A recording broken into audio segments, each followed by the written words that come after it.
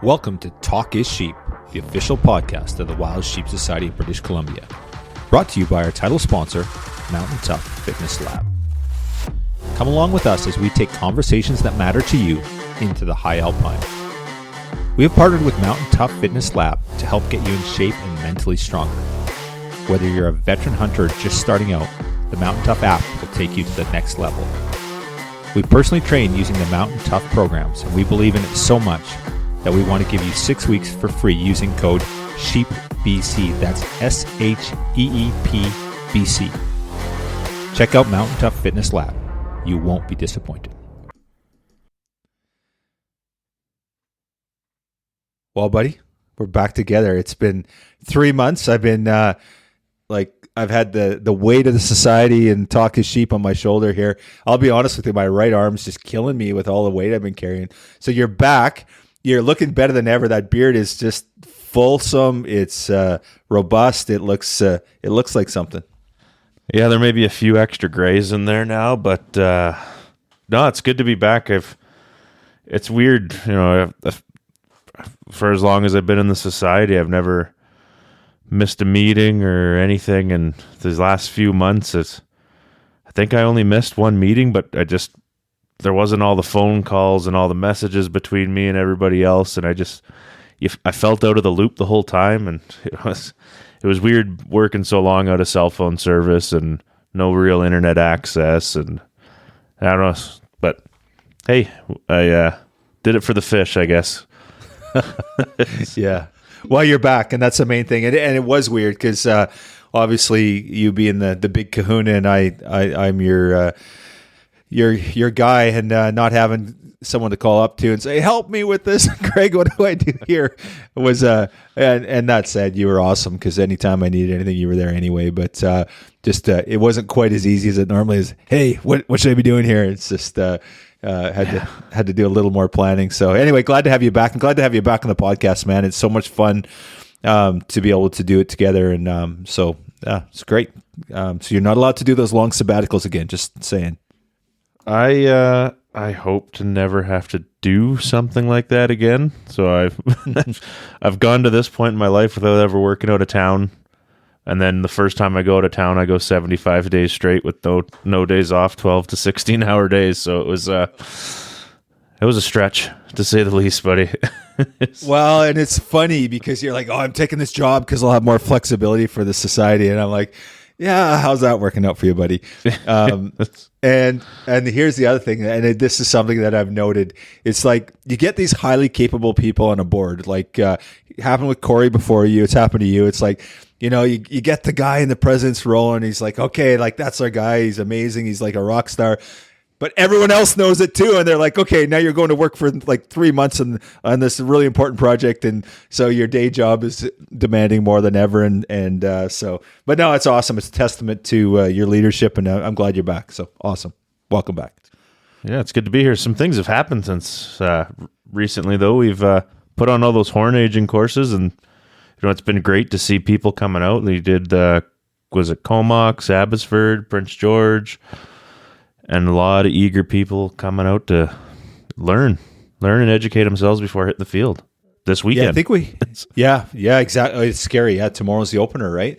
So 200 people in Penticton, roughly. We had 70 registered, I think, for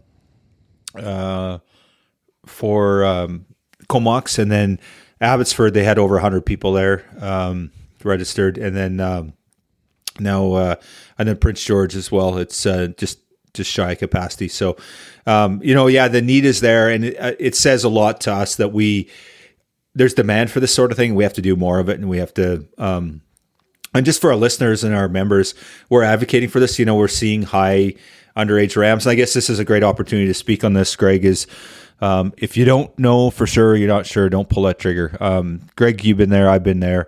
And, it's, there's been so many times where you got your finger just sitting there and you're like, oh my goodness, I'm pretty sure it's legal, but there's that 1%. And, fortunate enough that the 2 times I pulled the trigger, I was 100%. And, I just hate to be that guy. I can't imagine what what it'd be like to go, and it'd be the end of my job. You'd be fired as the president tomorrow, obviously be resigning. Right. So, there's a little more at stake, but at the end of the day, the resource is counting on us, right? The resource is counting us not to screw that up. And I really hope that, and I think most of our members are pretty, they're here for the right reasons and stuff. So, I think most of our members are doing the right thing, and I think the key thing is, as a community, we have to hold people accountable, make them aware of, it's a big deal. You harvest a nanny, you harvest a underage ram. There's consequences to that, right? And we have to be better. Yeah, well, and that's and if we're not better, we'll lose it. We know it, and I hope other hunters respect that and actually think about it. It's like, yeah, you go and shoot that underage ram or a short ram, or like, we'll have it taken away. There's no question. It's been talked about. It's something that will happen if we continue to drop the ball as hunters. So there's got to be, don't just hold yourself accountable, hold your buddies accountable. Like, just be on it. Like, don't screw this up for everyone in future generations. Like, we got to be better. Everyone's got to be better. Yeah, for sure. We got a pretty good going here, and we don't want to mess that up. So anyone that's interested, we will hold horn aging courses in the future. We just sent an email out with the horn aging. There's a couple of resources there. There's 2 different films on horn aging. There's a podcast with Bill Jex, one of the early Talk is Sheep, and then we actually have a dedicated film that was professionally filmed, and it's on our website. So that email's gone out, and then you posted that on social media today. So anyone that's thinking about heading out and has a few days to review it, or maybe going out in a couple of weeks here, just go over it again and give it a good look. And there's some really good tips in there, and it's always good to remind yourself, and then also, rely on your partner, rely on your hunting crew and stuff. Like, I never ever make a decision on my own. I've kind of got my own rules. My kind of rule of thumb is I don't shoot anything that I think is, unless I can count 9, and I'm sure it's 9, I won't pull the trigger, because I just am never going to take the chance on a false annuli. And of course, that's maybe a ram that hasn't quite broken the nose, right? So that's my kind of rule of thumb. One of many, but that's one technique that they don't really advocate or whatever teach. But there's been a number of times where we're like, yeah, that's definitely 8 years, but he's not past the nose, or like we walk away from it. And again, there's all these other telltale signs, like Hannah talks about in this podcast, like the swayed back, the big belly, Roman nose, all that sort of stuff. It kind of has to be more than one thing, right? So, yeah. Yeah, the signs add up, and again, just, everyone's got their rules, and, I've always, want to count more than what it needs to be safe with the false annuli. And, if you're with somebody, have them confirm, and like, you guys talk amongst each other like you and your partner do. You're both confirming it's legal before someone pulls the trigger. And it's, if you don't want to be the guy that's excited and pulls the trigger a little too quickly, or gal, and just be sure, know before you go, educate yourself, be 100% sure before you pull that trigger. And if you're not 100% sure, take a picture. I've done it. Yeah. I look at my pictures and I go, son of a bitch, I should have shot that. But I'll continue to stay in the less than 1 club if it means my sanity. Yeah. Yeah, that walk, and if there's any doubt, and that walk up to that ram, like, even when I've been sure and you walk up to the ram, you just want to get there and get your hands on it, right? And it's like, if you have some doubt, like, that walk is, that's a tough walk. But cool. Okay, so rolling into August here, we got Jurassic around the corner, 3 weeks away. We got a full curl fundraiser coming up for that, so that's super cool. You're coming down for Jurassic this year. I think you're fishing on the Friday before the event, or the Thursday. Yeah, I gotta. Well, if I'm gonna go down and work in an event, I might as well get out on the water and catch some sturgeon for myself before I go and watch everybody else do it. Of course, you're taking your CEO out with you too, right? I'm sure, right? So, I might have a wife and children that might hurt me. They're coming down with me too, but they're visiting family, and I'm hanging out with the dedicated individuals in the conservation world. Awesome. Well, I can't wait for that. It's going to be a lot of fun. Yeti's coming out this year, so that's going to be really exciting. They're sponsoring the event as they have in the past, as well with a bunch of other sponsors, but they're going to be at the event this year, so really stoked about that.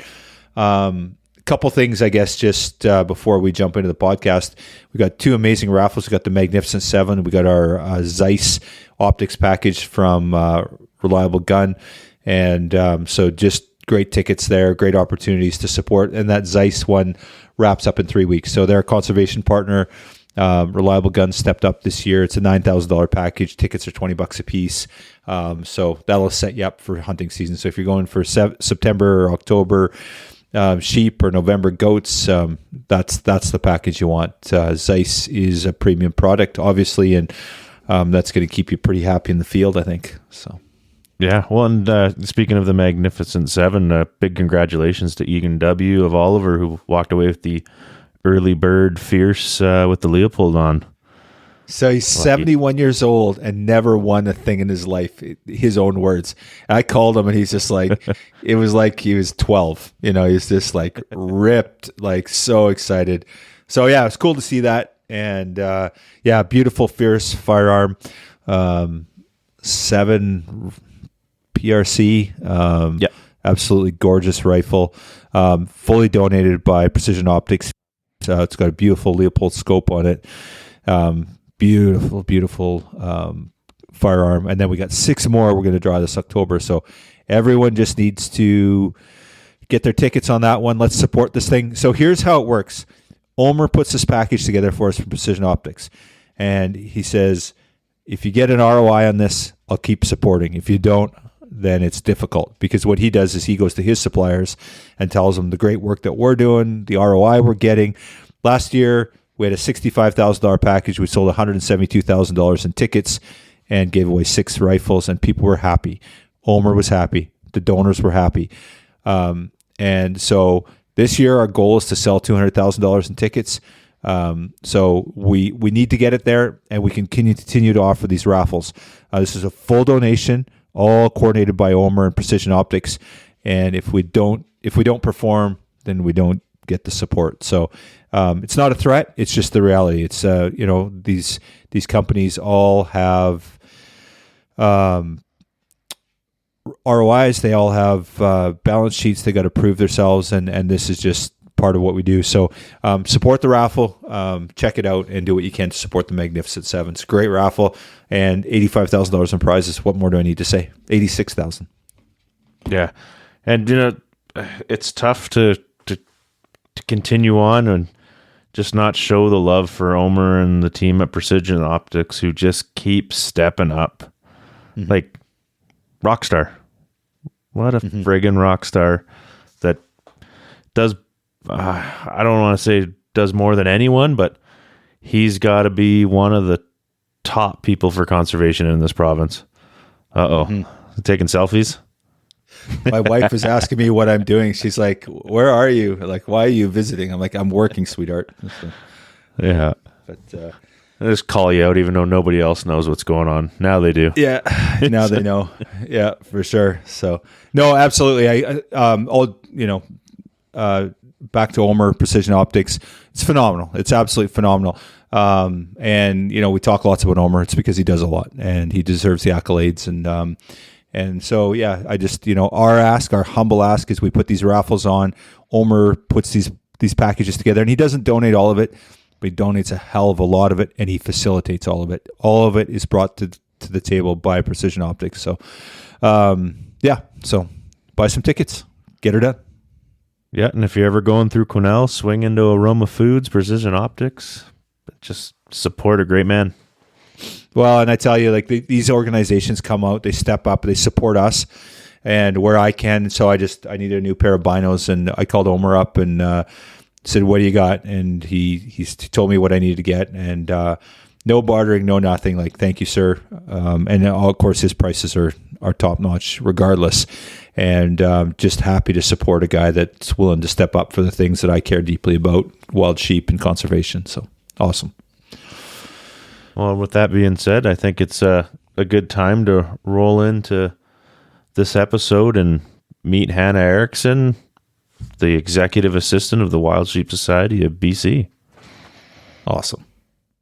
This episode is sponsored by our conservation partner, Yeti. Thank you, Sitka Gear and Yeti, for investing in healthy wildlife and sustainable ecosystems. Well, Mr. Rensmag, we're getting the old band back together, and in fact, we have a new team member. So, pretty exciting to have our new executive assistant, Hana Erikson, on the podcast tonight. And Greg, you've been MIA for literally months on end, so welcome back to Talk is Sheep. I feel like you're the guest tonight as well.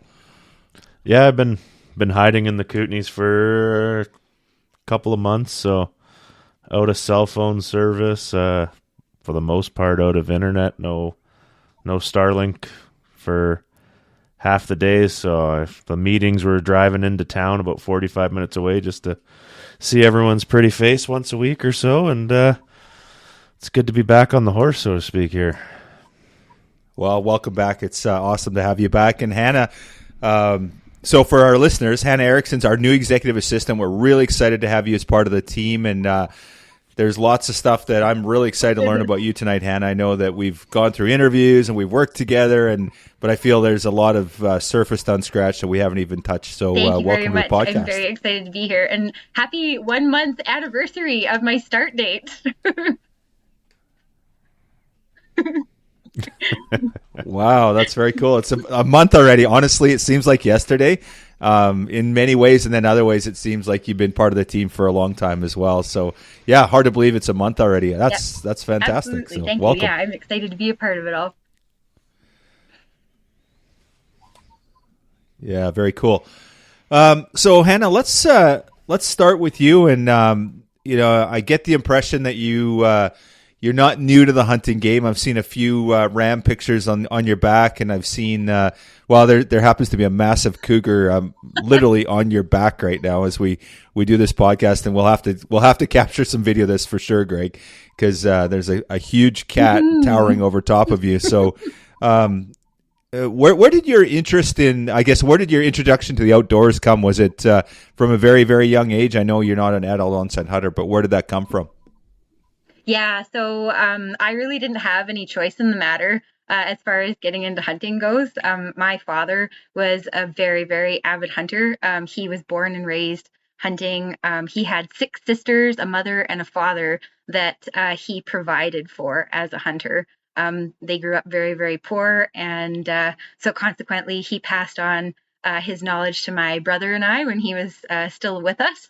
And yeah, so that's kind of what got me started. He was also a hunting guide in our little local community of Horsefly, and I think pretty well every single one of our family outings as children and as teenagers revolved around the outdoors and hunting or fishing in some form or fashion. So we were forced into it, but we were grateful for it. That's fantastic. I think Greg and I had similar experiences growing up, and I remember my earliest childhood memories, my only childhood memories with my grandfather are out looking at mule deer, hunting mule deer, and then, of course, my dad, and I know Greg's the same. He's multi-generational, and he's carrying that tradition on in his family. What's your earliest memories of you being in, like, kind of not maybe necessarily outdoors, but that's okay if it is too, but kind of your hunting experiences? What's that early childhood memory that comes to mind when you think about that? Yeah, it's so strange. But so we started out in the little town of Hope, BC, up until I think I was around 3 years old when we moved to Horsefly. And my mom and dad used to take my brother and I up into the Alpine back in behind Hope, and we'd go bear hunting. And from what my mother has said, maybe she brags my father up to be more than he was at the time, but she said that he was one of the few men that was capable of finding a moose in the area and killing it. So we did do some moose hunting when we were little, believe it or not, in behind Hope. But I actually, oddly enough, I do have little memories of going down this nasty, gnarly back road up into the mountains behind our home that was sloughing off into this crazy drop off of a valley.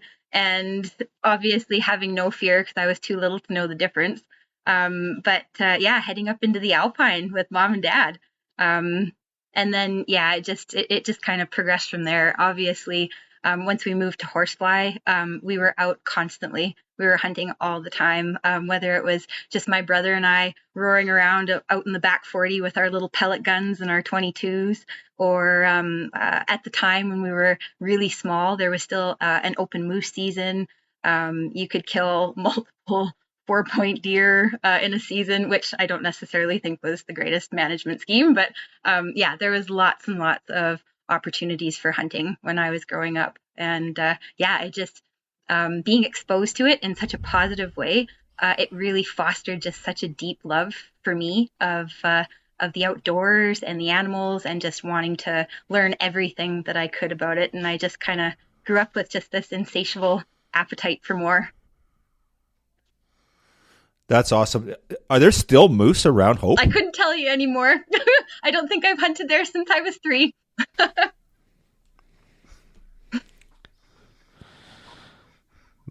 I could speak on that. They're there in the Fraser Canyon. Not very many, but they're there. That far down south, I wouldn't have never guessed that. That's cool. So then, obviously BC, like I think in Alberta, I think we had to be 14 before we could go hunting in BC at 10. So did you get your license and go out, and were you hunting at 10, or how did that transpire? Yeah, so I think there's a slight possibility that my brother and I may have started going out behind the house a little before we were supposed to. Just for grouse and squirrels and that sort of thing. Yeah, definitely. The core program was offered in Little Horsefly Elementary School, so we both took that as soon as we were old enough and got our hunting licenses right away. But like I have to say, for my family, as much as it was recreational, like we didn't grow up with a whole lot of money, so filling the freezer was really, really important. And I think my brother and I were definitely utilized as meat providers for the family. So, but yeah, it's awesome. We definitely got a very early start. Yeah, very cool. Very interesting point about taking the core course in school, at Horsefly, and when you're in elementary school. Does anyone, Greg or Hannah, are you guys, either are you familiar with anyone else doing that in the province now? Is that offered in BC at all? I'm not too sure if go ahead, the Greg. core program's still offered. I know, like in Prince George. Oh, sorry. In Prince George, there is some outdoors programs for the schools where they go out hunting and trapping and fishing and get hands-on, but I'm not sure if they offer the core. Yeah, to the best of my knowledge, it's still offered in School District 27, which is the Caribou region of British Columbia. As far as I know, it's in most of the high schools, if nothing else. Yeah, very cool. I remember talking to Jerry Paley, who's with the BCWF, and Jerry talks about how, I believe he said they used to have a range in the basement, and they would take 22s and be shooting them in the basement at school. And they would carry the 22 to school with them, like in their backpack or like whatever, carry it, whatever. And it was just normal. It was a way of life. And, you know, I know the podcast we're going to focus on you, Hannah, but you know, this is a segue. This is my beef. This is all the whole one campfire thing, right, Greg? It's like this disconnect where we have urban BC disconnected with the rest of that rural life that we kind of grew up with. I grew up with, Hannah grew up with, and just it was a way of life. It was normal to walk around with a 22. It wasn't, you had the firearm on the headache rack and that sort of stuff, right? And it's just the need for one campfire. And it's really interesting to hear. I don't think our core was offered. It wasn't called that in Alberta, but that certainly wasn't offered in school. But we did it, sort of. It wasn't frowned upon. We just didn't have it in school. We did it out sort of alongside school or something like that. So, yeah, very interesting. It's sad that we've gotten away from that.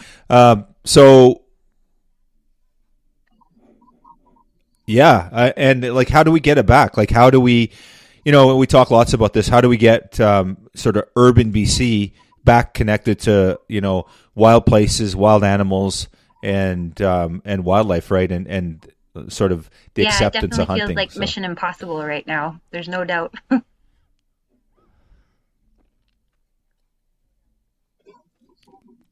yeah, absolutely. Okay, so tell me about your first big game hunt then. So, what was your first big game animal? And so, I know you're into hounds and cats. I know you're into Mm. sheep hunting. So, I want to hear all those stories. But what's your first big game hunt? Well, oh gosh, my first big game hunt obviously wouldn't have involved me harvesting something. I was just along for the ride, but where I harvested something myself, I think my first large animal that I harvested was a moose, just outside of Pink Mountain when I was 15 years old. We used to do a trip up north almost every summer. It was like our one big vacation, family vacation event. And yeah, we started out going a little further south. We would hit up Chetwynd, Tumbler Ridge, that sort of thing. As the resident hunting pressure grew, we gradually started going farther and farther north to get away from the pressure. And yeah, so at 15 years of age, I shot my first moose, and it was a super, super cool experience. I can't say it was like the ultimate backcountry hunting experience, but my whole family went up there for an early season moose hunt, and my father and we were riding along on the four-wheeler like first thing in the morning. It was just breaking daylight, and we spotted two decent little bull moose standing out in the swamp side by side. It was open season. And yeah, it was just a really cool experience. I remember I swung my leg over my dad's head as fast as I could because I was sitting behind him on the four-wheeler, and got my rifle shouldered and let the moose have it. It dropped on the first shot, and it was just the sweetest experience. It was the first time I think I'd ever seen my dad with tears in his eyes. He was so proud. And then once he regrouped and got himself together again, he shot the other moose. So that was my first big game harvest. So pretty cool. Possibly your most memorable then, or not necessarily? Oh, I was actually thinking about this because I thought you would ask me this question before I signed on for this podcast. It's so difficult to pinpoint a most memorable experience. I've been really, really lucky throughout my short little hunting career to have just so many like wild and crazy adventures, like near death experiences. I've had so many memorable hunts that have just been like flat out adventures. It actually is really hard to pinpoint something. It truly is. But definitely the first moose with dear old dad is one that's probably at the top of the list. Well, you've opened up that can of worms. So next up, near-death experience. Over to you, Hana. Yeah, there's been a few not so intelligent moves in my hunting career. Definitely the not so intelligent moves have increased since I got together with my fiance Kelly. I think together we've made a lot of poor life choices as far as hunting trips go. A lot of mishaps involved with the jet boat, the horses, yeah, just stupid moves on backpacking trips. We've made a lot of really poor decisions. I actually, on one of our sheep hunting trips, we decided that we were going to take Kelly's, how big is it? It's probably, I think it's about a 18, 19 foot. Somebody's going to hear this and totally correct me. I can't remember. It's a Tashodi special. That's what it is. I can tell you that much. We took it up a river that was way too small for a Tashodi special to go up, but we knew there were sheep up there and we had to try to get there. And it's always easier going up than it is coming back down. And coming back down, it was like a like a little creek full of landmines. We were just hitting stuff the whole way down. And he came around this one sweeping corner and missed this great big boulder that was smack dab in the middle of the river. He just didn't see it in time. And he says to me, "Hang on, honey," and hammers this boulder. The whole jet boat goes rocking over sideways. Like, I thought that we were going to sink it. And I still have a permanent divot in the side of my leg to this day where I got hammered off the center console of the jet boat. So that was not a very smart move, but yeah, on that trip too. So we might as well just get right into this. Seeing as how we didn't we didn't we didn't harvest the sheep on that trip, but I actually took my very first mountain goat on that trip, and that was a super cool experience because the morning after I shot my mountain goat, Kelly actually proposed to me on a mountaintop. So obviously also one of the top most memorable hunting trips. The sad scenario is after I had harvested my mountain goat, we were making our way down the next morning to get it because I'd shot it late in the evening.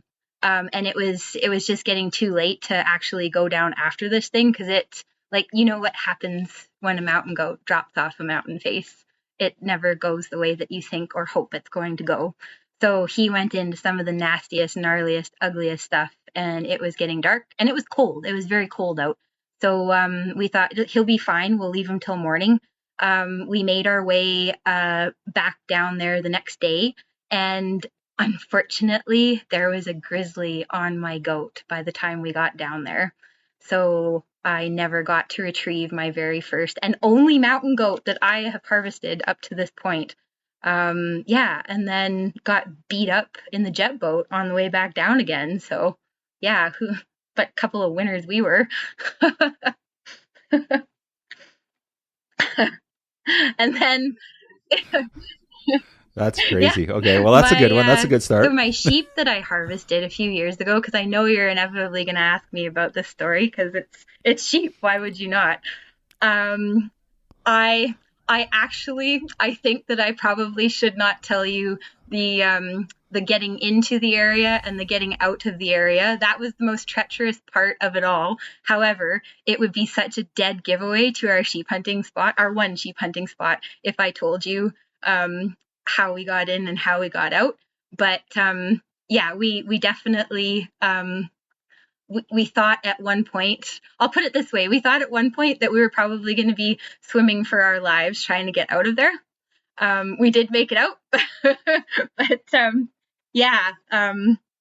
So my very first hunt ever with Kelly, when we very first got together, I was super bummed out. I had just spent a season working up in the Yukon, and I thought the next year I was going to be able to go back up and work for the same outfitter. And I was really, really excited about that possibility. My boss at the time told me that I wasn't going to be able to go back up and spend the second season up in the Yukon because they needed me back at the gun shop, which is fine. But yeah, I was pretty bummed out about it. So Kelly and I made a plan to go up and see if we could harvest a stone sheep. So that was very, very exciting. So after some treacherous work getting into our sheep spot, we headed back into this beautiful, beautiful, high, long, sweeping alpine valley. Like you couldn't picture anything more perfect for stone sheep habitat. It was just absolutely incredible. Just beautiful, rolling green, like almost grassy fields, like right on the mountaintop, and lots of places for them to go and hide, which doesn't make it great for trying to find them. But yeah, it was absolutely gorgeous. And it was a spot that Kelly had been into many, many years ago and had some success with a previous older sheep hunting buddy. So yeah, so we thought we'd go in and check it out and see how we could make out with things. And we headed up there and set up our camp in, yet again, just an absolutely gorgeous spot. It was down a little lower. We were tucked back in the trees, and we had a beautiful babbling brook going right past our camp. So lots of nice, fresh glacier-fed water. And we we'd gotten in there, say a couple of days before the opener, which has never ever paid off for us again since. Like that was like the first and last time things actually worked out going in before opening day. But anyways, so we headed back in there. It didn't take us long to find rams, actually. We were very, very fortunate. We found a really nice band of rams. Got our eyes on them, picked out the one that we thought that we would like to harvest. And at this time, I had no idea that Kelly was actually going to let me harvest this ram. I was thinking like I was just along for the ride and he was going to shoot this thing if it all worked out. I thought I was just going to be the pack mule. But so we camped on our rams, and we would go in and check on them, and lucky for us, they just kind of hung out. They stayed in the same spot, and first thing opening morning, we got up, we headed in there, and of course, inevitably, where we had been seeing the rams, there were no rams. So we're kind of sneaking in and glassing and trying to figure out where these little suckers went to. And yeah, I think like just the way it all worked out, it was quite a steep-sided valley, and we had seen them on the far side. And when we were coming in there, what happened is they actually ended up moving over to our side of the valley. And when we went in, the wind changed, and of course they smelled us. We had no idea they were right down below us. And next thing you know, you see them busting up the other side of the valley. And they happened to be a lot. We were a fair bit lower in elevation than we anticipated we would be at that point. Anyways, we had to make some quick decisions. We knew which ram was the one that we wanted. And I still had my rifle strapped to my pack. Kelly had his ready to go. And he says to me, "Take my rifle. You're going to shoot this ram." I couldn't believe it. So that was pretty exciting. And the only thing I had to rest the rifle on was this one lonely little burnt off root wad. And Kelly ranged the sheep at 447 yards, and we'd been practicing some longer shots, so I felt pretty confident with 447 yards. And so we arranged it, and I got myself set up on this little burnt off root wad, and it was kind of rocking back and forth as I was trying to get steady on it. And I'm like, oh man, like there's no way I'm going to pull off this shot. Like I just don't have a good rest. But like you got to try, right? You got to throw out a Hail Mary. So I waited until my crosshairs touched kind of right behind his front shoulder as I was rocking back and forth on my root wad, and I'm thinking to myself, this is as good as it's going to get. And I touched off, and you could hear that thwack as it hit, and that was a very, very satisfying sound. But like you're in shock and disbelief almost, because when you grow up hunting and you think to yourself, someday I'm going to be a sheep hunter, someday, I'm going to harvest my first ram. It's almost too good to be true. When it actually happens, you're like, holy cow, like there's no way I actually just hit this thing. This couldn't be happening right now. And so I turned and I looked at Kelly and I said, did I just hit him? Kelly's like, yeah, I hit him, get another one into him. so I jacked another shell in and popped off another shot. And of course I missed him on my second shot. And the funny thing was, this little sucker, the first shot I hit him kind of mid rib cage, just a little further back than I would have liked. It wasn't tucked right in behind the front shoulder, but it was just a little ways back from that. And he hunched right up, and it was almost like he sucked in his little ab muscles, and he just started making his way up the mountain. Like it was like it never even hit him. It was just bizarre. And so I missed him on the second shot. And then I got lined up on him again for the third shot, and Kelly ranged him again. And I think he was like 460 or 470 or something like that.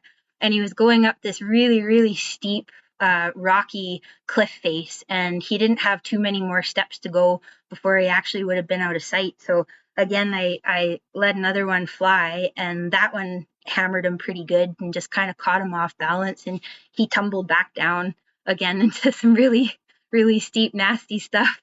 But like I have to say, the 6'5" PRC, everybody, oh man, I'm going to get so much hate for saying this. I know I am. But the 6'5" PRC, when that premiered as the new ultimate sheep hunting rifle, like Kelly got this one that was Christensen Ridgeline, and it was the Core Lanes limited edition. It's a beautiful rifle. It had the kind of like a burnt bronze Cerakote finish, carbon fiber barrel. It had the fancy Core Lanes emblem on the floor plate, just absolutely beautiful. And it was supposed to be just this, knock 'em dead combination with the 143 grain ELDX bullets. And we thought, like, yeah, we're going to hammer whatever we see, right? But I could not believe how that sheep sucked up that lead. And when we got to him, people are going to call me crazy, but that round just pinholed through him. It didn't mushroom. It didn't open up. Like, man, oh man, it did not perform. So we were kind of disappointed in that. But yeah, anyways, got him killed. And on our way up to him, we noticed this little black thing going across the mountaintop, headed down towards him. And I'm like, what the heck? Like, it was little. I'm like, is that a wolf? Is it a wolverine? Is it a bear? Like, what the heck is it? And it didn't take us long to realize it was this little black bear that was headed down the mountain towards my dead sheep. And I was very shocked to see him. We had seen this great big, beautiful chocolate boar grizzly bear on the way in there. So you wouldn't expect that you would see any black bears in the countryside. But yeah, here he was. And he's getting closer and we're getting closer. And like, we thought we were going to have a head-on collision on the way down to my sheep. And I think he was probably 70 yards, 75 yards away from my sheep. And we were probably another 50 or so yards away from him. And Kelly fired off a couple of warning shots, like one over his head, and the little guy didn't even flinch. And then fired another one at his feet. And again, the little sucker didn't even move. So I think Kelly fired off like 4 or 5 shots towards this thing. And of course, black bear season wasn't open up there at the time, so you can't kill them. Shouldn't kill them, anyways. But yeah, so after the 4th or 5th shot, he finally ran off, and we were able to quickly take a couple of not so awesome pictures with my first sheep, but it is what it is. And yeah, get it processed, get everything put into our packs, and head back down as happy hunters. So yeah. And that was, I think that one kind of sealed the deal for like me and Kelly. I'm like, man, this guy just let me shoot a sheep. I'm keeping him.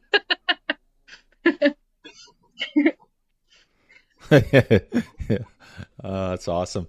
What? It's gorgeous. Tell us about the ram. What kind of ram was it? Absolutely beautiful. Really, really heavy. He was, in my opinion, he was the perfect ram to harvest. He had a big pot belly, sway back. Yeah, heavy, old, broomed off ram. Still broke the bridge of the nose. Yeah, he was gorgeous. When we got up to him, we opened up his mouth, and no joke, he had one tooth left in his head. That was it, just one tooth. So I don't think he wouldn't have made another winter. I don't think. But, yeah, pretty cool. Did you guys? What did you guys age him at? Well, when we were watching him on the hoof, we aged him at 9. I'll be able to tell you more after the horn aging event in Prince George this weekend.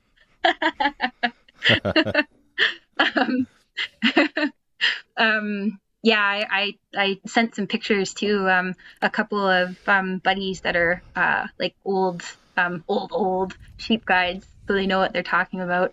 And they said that they figured he is 10 and a half, 11 even. I think 11 might be pushing it, but I'm happy with 10 if that's what they figure. They knew a lot more about it than I did at the time. So that's awesome. Did you guys put a tape on him? Did you score him at all? Just out of curiosity. Not that matters. Just curious. You know what? No, that's okay. I should have. I've never been one to really care too much about the size or the score of an animal. Like if I feel like it's something worthy, then I'm happy with that. I don't think I've ever scored anything in my life except for maybe a mule deer, and that's Yeah, it. that's cool. That's a good way to do it. I'm kind of the same. I just a bit of a neophyte like that, but it's always fun to see that, just to gauge it, right? Yeah, So yeah, super cool. So did Kelly kill some rams? I should someday. I absolutely should. Yeah, no, it'd be fun to see what he went for sure. And like even just like lengths or bases or whatever, what his mass was, when he's that heavy a ram, right? So super cool. Um, Yeah, so yeah. Hannah, did Kelly, has he killed a sheep before? Like, obviously you mentioned he's been on sheep hunts, but had he hunted sheep himself, taken sheep himself? Yeah, yeah. So Kelly had he had harvested one ram prior. He'd been on other sheep hunts with friends, but as for himself, he'd only ever harvested one ram previously. And yeah, I think it was like pretty much the same area that I harvested my ram in. So I think I don't know. There's some kind of a sad story behind that one or something. It ended up with a taxidermist and he never got it back or something along those lines. It's a touchy subject. I don't bring it up.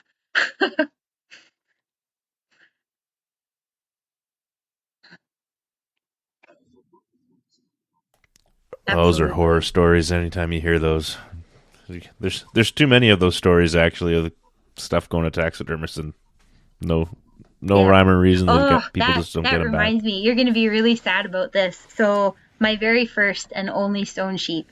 So, like Kelly and I were having just way too much fun our first year of hunting together, and we decided we were going to go for a moose hunt later on that fall. And so, like, we did a really nice job because, like, we harvested my ram so early. We really took our time on the rest of the trip, doing a super good job of his hide and the eyes and the lips and the nose and everything like that. And got him back home and put him in the freezer, and we were going to do something with him. You're going to hate this so much.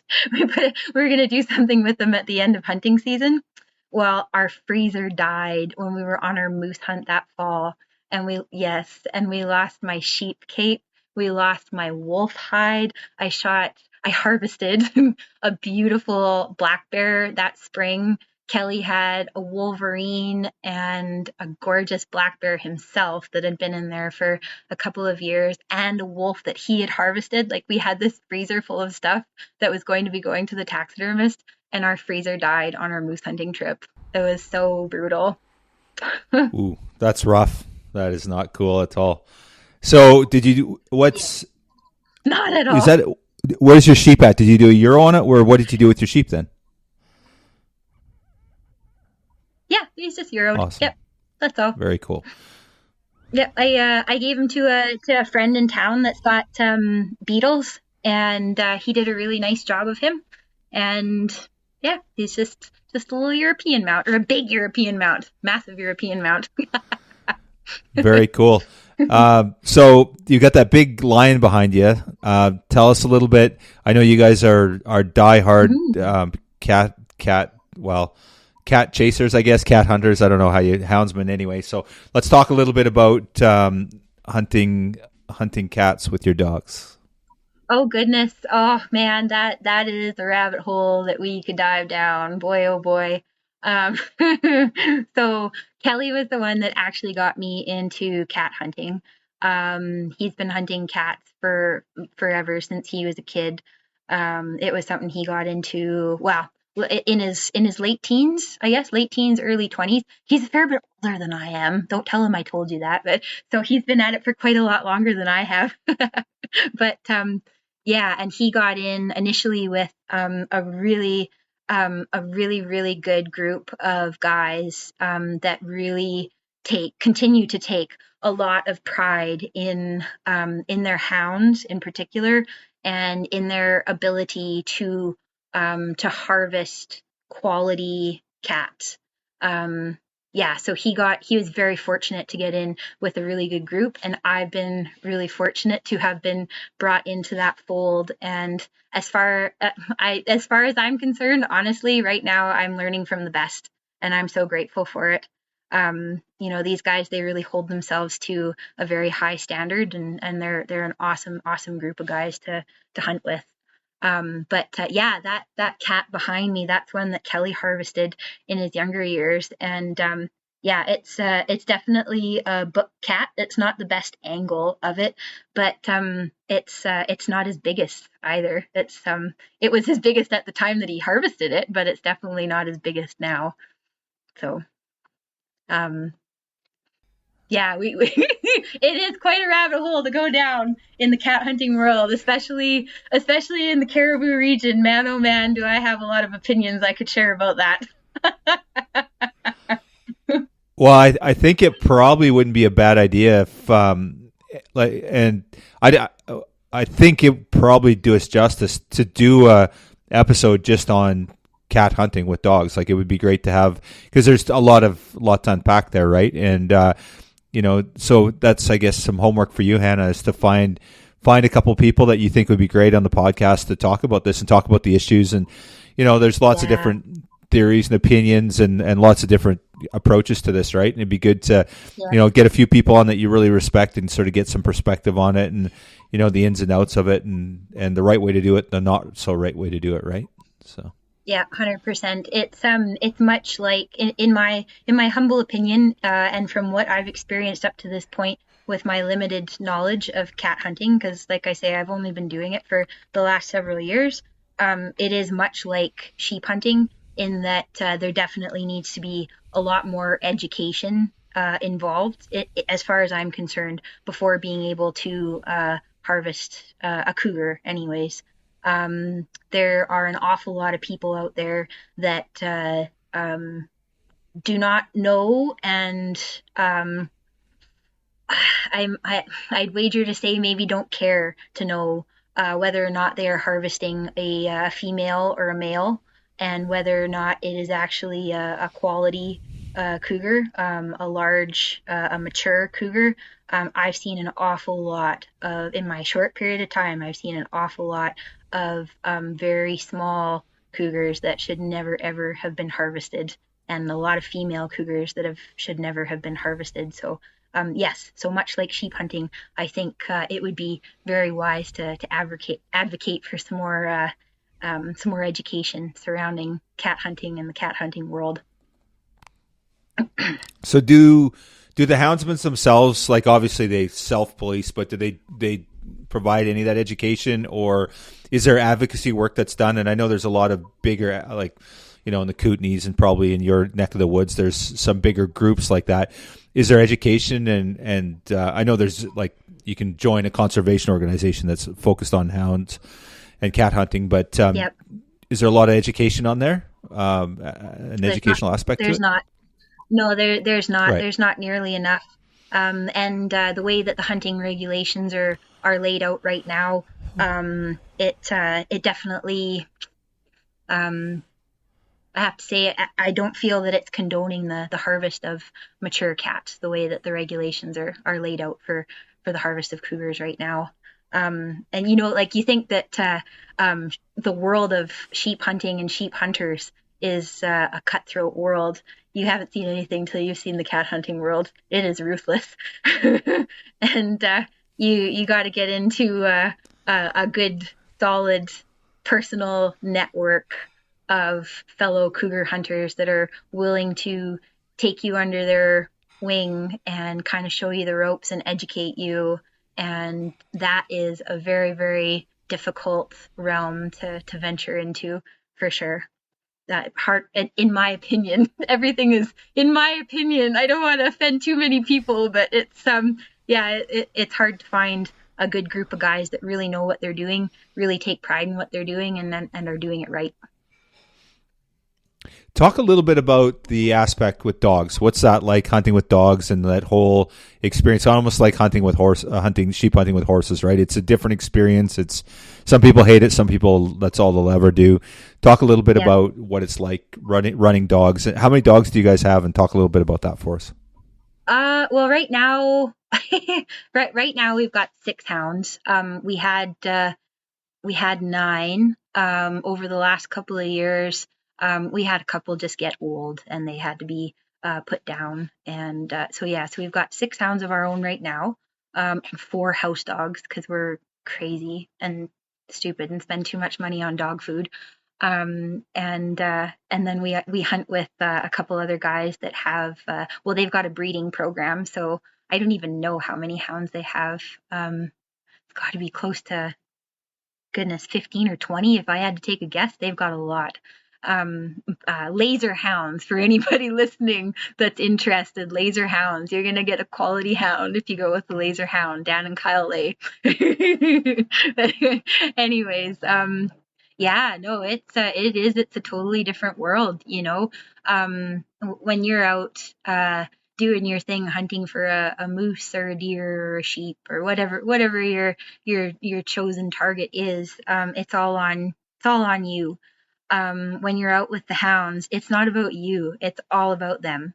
And a lot of people don't give enough credit to their hounds and the capabilities of their hounds, and a lot of people aren't hard enough on themselves when it comes to the performance of their hounds too. You have to just see things really for what they are and just be honest with yourself about it. You know, if you've got a dog that's really capable and really willing and is bred well, you're very fortunate. And there is a certain, again, I'll probably get some hate for this one, but I'm just going based off of how I've been taught. There is a certain level of training a hound, for sure, but either your hound wants to chase a cat or it wants to chase a bear, or it doesn't, and it's going to chase a moose and it's going to chase a deer. And if it's that kind of a hound, you're probably not going to break it. It's probably going to do it its whole life. And you know, people can do what they want with those dogs, and you can try to break them of it. E-collars, the shock collars, are used by lots of guys in an effort to kind of train their dogs for getting them off of moose and deer. But at the end of the day, like, if you've got a dog that wants to chase cats, like, I've witnessed this over and over again, and the guys I hunt with have witnessed this over and over again. If you've got a dog that wants to chase a cat, it will walk over top of a fresh moose track just to try to find that cat track again, or a fresh deer track. It doesn't give a hoot about an ungulate. All it wants to chase is a cat because it's hardwired into their DNA. It's like a good cow dog, you know? Like, of course you're going to train a cow dog, but either it's got what it takes or it doesn't, you know? So, yeah, so that has been a really, really cool thing to watch since I've started cat hunting, and incredibly educational. Yeah, just to watch the way that a pack works, and to figure out, you know, to watch how their little brains are figuring out, you know, what their next move is going to be to catch this cat. You know, it's a really, really cool thing to see. I feel bad for the cat hunters that sit in their pickup trucks and watch their GPSs to see where their dogs end up. Man, oh man, you're missing out on so much if you don't get out there on the ground and follow your dogs. It's incredible, really, what they're capable of, and the heart and the drive that they have. It's remarkable. We were on a cougar hunt a couple of years ago. So the individuals that I hunt with, I mentioned to you before, Kyle, that they have a predator control permit within the province of British Columbia. It may have been, they may have reduced it to just Region 5 now. I'm not entirely sure. I'll actually have to double check with them and ask. But so quite often they are tasked with the job of taking care of a plethora of predators that are endangering human life and the life of livestock, so on and so forth. And a couple of years ago, we got a call late one night from a lady out in Horsefly who had just watched her dogs get slaughtered in front of her in the evening by a cougar late in the winter. And she didn't have a gun. She was living out in the middle of nowhere. There's nothing she could do about it. We arrived on the scene the next morning, and it was brutal. There was dead dogs. There was blood everywhere. There was acorn squash laying out in the yard, pots and pans, brooms, books, you name it. That woman, she threw everything but the kitchen sink at that cougar trying to save her dogs. Anyways, when we got out there, we wouldn't typically do this to our dogs, but this cougar was super, super high risk. So we turned the dogs out, and I think it was minus 39 is what it said in the truck when we turned the dogs out. It was really like it was brutally cold, and that's hard conditions for the dogs to work in, hard conditions for people to work in, but you're more concerned about the dogs. And those guys, man, oh man, those dogs stuck with it. Like there is no quit in those things. Once they've got on the trail of this cat, there's no quit in them. As far as they were concerned, it could have been, +5 out because they were just go, go, go. And it was a long haul. Like we covered a lot of ground trying to get to that cat. And yeah, just no quit in a single one of them. Their little faces are all frozen up once we finally got to the tree and caught up to them. And a couple of them, they got big floppy ears, obviously, because they're hounds. So the ears flopped over and got stuck on a little bit of metal that's on the collar and got ripped off. And, so they got blood coming off of their ears, and some of their little paws are cut up from the ice. But, they don't care. All they care about is we got that cat in the tree. And that is also something that is just the coolest thing to behold, because you finally get to the tree and these dogs have been sitting there barking their little hearts out, waiting for you to get to the tree. And so you sneak in through the trees, right? Because you don't want them to know that you're there, and you don't want the cat to know that you're there, or the cat might bail. And so you're sneaking along. And depending on how long you've been, sometimes the dogs will get tired out and they'll take turns baying at the tree. But as soon as you show up, holy cow, do they perform? It's like they just got there and they want to show you what they're made of. Yeah, it's really cool. It's really something to see. But their whole world revolves around getting the job done and having you be proud of them for getting the job done. It's a very cool experience. So what do you do with the dogs for like the rest of the year? Obviously there's the season, but when you're like this time of year, like how do you keep 6 dogs occupied and keep them sort of trained and that sort of stuff? Well, like I wouldn't say, again, I wouldn't say that there's a very large aspect to training, at least not with our hounds. Maybe we're just very, very fortunate. But because, how do you train a dog to want to run away from you, right? Like, a dog wants to be with you. So as far as we're concerned with hounds, you want to love on them. They're your buddy, and you want to be good to them and take care of them, but they're not a house dog. They're not a lap dog. They're a working dog. And so, there's not a whole lot of, loving up on them and spending a boatload of time with them every day like you would with your German Shepherd or your Chihuahua or whatever.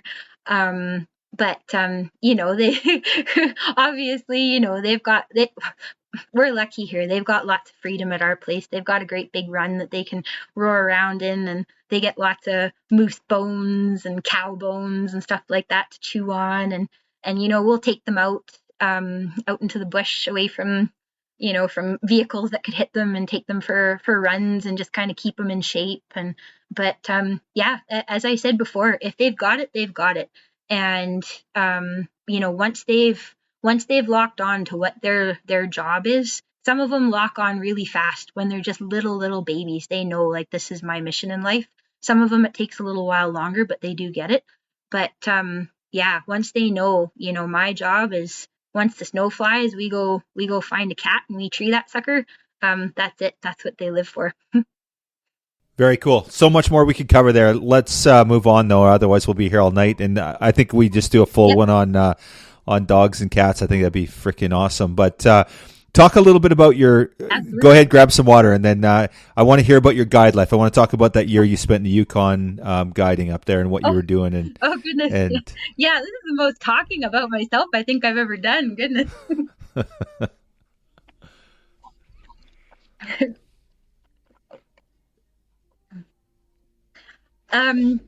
Yeah, okay. So so I don't want to mislead anybody. I was hired on as a cook at one point and a wrangler at one point / assistant guide. I have not been a fully fledged guide yet, as much as I would love to. The reason being, like, obviously we have quite an expensive lifestyle. We've got jet boats, we've got dogs, we've got horses. Like, not that we're living a big extravagant life, but our hobbies, and what they center around, it's expensive. So, and unfortunately, I shouldn't say this. Maybe I've been working for the wrong outfit because I've never gotten paid enough to sponsor that lifestyle. No, I'm just kidding. I love my time working for the guiding outfits. But yeah, man, I'm gonna get myself into so much trouble on this podcast. Welcome to the club. Yeah. Welcome to the club. Yeah. But so my most recent experience was working up in the Yukon, which was always a dream of mine, always a goal of mine. I thought one day I might like to live in the Yukon. A lot less people, a lot more game, a lot more opportunities, I believe, for hunting.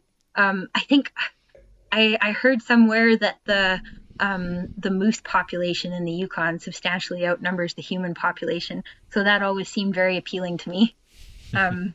But yeah, I got to do my little stint up there. Yeah, what a cool experience! Super super cool experience. Like I said previously, I totally would have gone back and done it again. I would still be doing it to this day if it was feasible. Maybe one day I'll own my own guiding outfit and I'll have to say goodbye to you guys, and then I can just live that life. But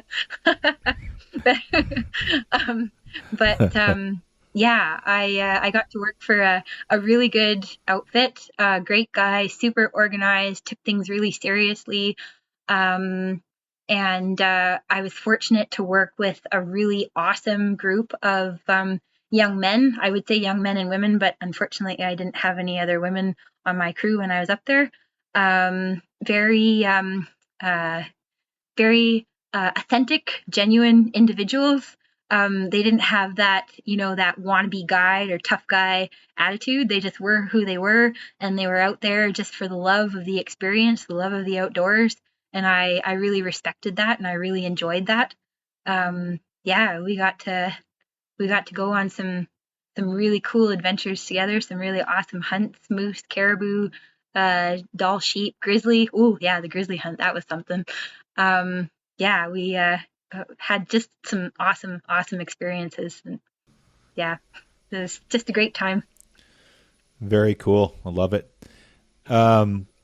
So before we let you go, we got to talk a little about your new role. So you've been on property now for a month as our executive assistant for the society, and I'll be honest, Greg and I were both on the recruitment team, and we got to sit in on the interviews and stuff. And you've just you really stood out, and one of the things that really stood out for us was your enthusiasm for wildlife, for hunting, and then also conservation, right? And you have you mentioned yourself that it's really important to you to do more for wildlife, and there are things in the province that concern you, and you want to see healthier ecosystems, healthier wild sheep populations, healthier wildlife. So,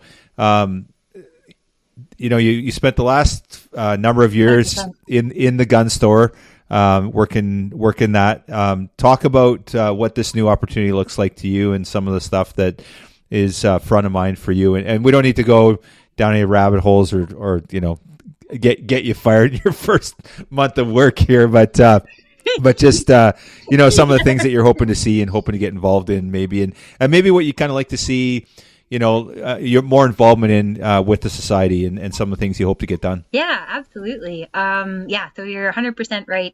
I was so excited when I saw the job posting for executive assistant of the Wild Sheep Society, and I absolutely had to apply for the position. I've been doing what I perceive as my part for conservation in my own little corner of the world here, trying to be an advocate for it for a very long time. Trying to preach the good word at the gun store to everybody that would listen when I was managing it. But actions speak louder than words do, and this seemed like a very, very good opportunity to at least contribute in some small way, but on a greater scale, for conservation of wild sheep and of all wildlife in British Columbia. I do think that it's a scary time for wildlife conservation in BC right now. It has been for a while.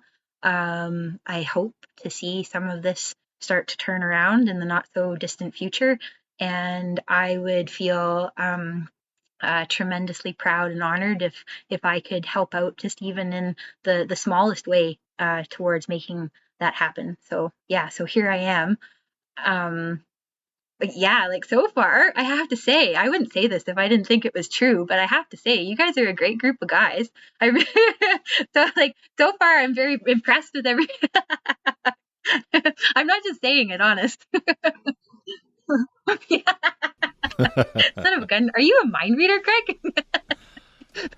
No, you can't have a raise yet. Well, I will say, to your point that, where and now you deal with our membership, and it's early days for sure, but we're really lucky as an organization. We have very dedicated members, and it's interesting, Hannah. You talked about your involvement. You want to help wild sheep, but also other wildlife. And I hear this so many times, like, why would I join you guys? You guys are sheep hunters, and I don't hunt sheep or whatever. And it's I find that interesting when I hear that argument. It's like, oh my goodness, really? Like, obviously the work we do on the landscape benefits so many other species. And then the advocacy work we do, we sit on FATAT, the Provincial Hunting Trapping Advisory Team. We're on so many different coalitions and, advocating for hunters' rights and opportunity and the support we give for the CCFR. It's so multifaceted, right? So I find it really interesting. And so it's encouraging when we see someone like, you bring that up, that, you see the vision of how you can help not just wild sheep, healthy ecosystems, healthy wildlife in the province. And there is a lot of work to do. You're right. Like it is scary times that BC is, it used to be, the Serengeti of the North. And there's definitely been some things that need to be fixed in this province. And so it's really exciting when we get people that want to roll up their sleeves and they come to us and say, hey, how can I help? It's really, really, and we've got so many members that do that, and volunteers and people involved, and to have you part of that team is really inspiring. And then also somebody that gets it, that's somebody that's a hunter, that's a conservationist, that's really passionate about this stuff. It makes the mission and the drive a lot easier when you have someone so involved like that. Yeah, no, it's very exciting to be a part of it, 100%. It's tough right now that I think the general feel of the world is just a sense of divisiveness right now, and it's also prevalent within the hunting community and conservation community, and that's sad that it is that way. I believe that we're in a time right now where, if you're a trapper and you want to commit yourself to the BC Trappers Association, or if you're a sheep hunter and you want to commit your efforts to the Wild Sheep Society, or maybe you want to be a part of the BC WF, don't just limit yourself to just one organization. We all have to band together right now. We literally are all in this together. Man, I'm so sick of Trudeau saying that, but it's it's so true. It's so true for us as a hunting community. We are all in this together. We do have to band together. We all have to support each other. I listen. I don't have too much time to listen to your podcast, but I did listen to one of your most recent podcasts where your guest talked about how when some of the gun bans were implemented, certain individuals will say, yeah, well, I'm not a handgun owner, so this doesn't affect me, or I don't own ARs, so this doesn't affect me. We've reached a similar point, or we've reached the same point within the hunting community. It doesn't matter if sheep hunting doesn't affect your world. What's taking place right now is going to affect every hunter, every backcountry outdoor enthusiast. We all need to start supporting each other as outdoor enthusiasts, hunters, trappers as a whole. We need to band together and really start working collectively at making a difference, or we're so restricted now, but we're going to lose everything that we have, I feel, if we don't really start working towards this and band together to do so. Yeah, you're preaching my kind of gospel there for sure. Amen to that, Hannah. We really need to get on the same page, and we keep saying it, and then and how do we do it? Yep. And it's like you said, it's the slippery slope. It's like, oh, I don't do handguns, or I don't do grizzly hunting, and it's like when they started taking the moose, then people started paying attention. When they started taking long guns, people were like, oh, they're going to take my long gun. I'm like, are you an idiot? They're going to start taking your fishing rod pretty soon. Pay attention. So it's. Yeah. Amen to that. So I think we got to do a podcast on that in itself as well. Cause, and I think you're talking about Sean Zubor, and Yeah. Sean did a great job of articulating that we need to be on that same page. He's obviously a great advocate for what we do. And Sean is phenomenal because he's a guy that's working in downtown Vancouver, and he's working with people that maybe don't subscribe to his way of life, and he's out there. He is out there and proud to be a hunter, proud to be a gun owner, proud to be a conservationist. It's pretty inspiring. So, yeah, very cool. Well, hey, we've taken a lot of your time tonight. I have to say, I'm incredibly grateful to have you on our team. I'm really excited about it. I'm really excited about our future for the society, and just thank you for coming on the podcast tonight. And I'm hoping that, like, truth be told, the only reason Greg and I hired you is to get that X on the map from Kelly about where his sheep hunting spot is. But Yeah. no, I'm joking. I knew it.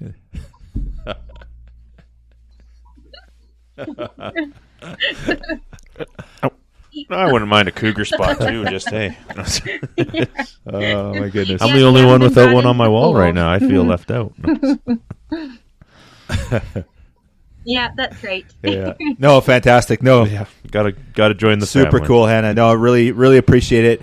Really looking forward to working with you. And all joking aside, when we went through the interview process, your resume stood out. You had some pretty heavy hitters that were calling us up and saying, interview this girl. And you didn't disappoint in the interview. It was really inspiring to talk to you, and you were definitely a clear favorite during the interview process. And so far, you've backed it up. So welcome to the team. Thank you so much for being part of it. And we're really excited about what the future holds for the Wild Sheep Society BC and you part of our team. Oh, thank you very much. I'm so proud to be a part of it. I really am. I mean it when I say I'm proud, and I'm very grateful that you guys chose me. Awesome.